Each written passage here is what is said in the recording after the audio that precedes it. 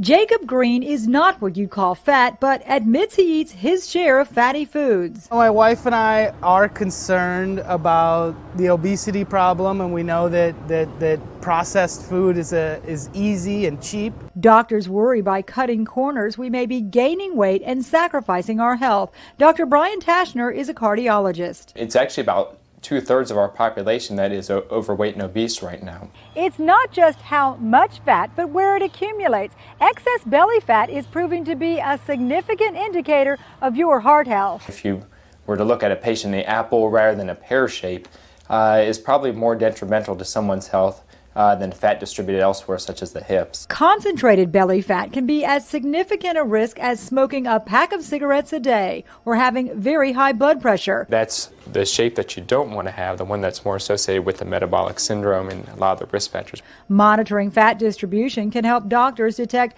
metabolic abnormalities and early heart disease. One of the thoughts is that the fat, it accumulates around the organs in the abdomen, and these free fatty acids or other toxins produced by the fat go directly into the circulation. Basic guidelines make for a quick initial assessment. The numbers that we use for elevated or a high waist circumference in men and women are 40 inches for men and 35 inches for women. Research further shows even normal weight people can be at risk if their belly fat is too great. Jacob has checked his stomach stats. I'd probably borderline, I guess, from some of the measurements that I've taken. Simply changing your diet and adding exercise may help you slim down and shrink your risk for heart disease.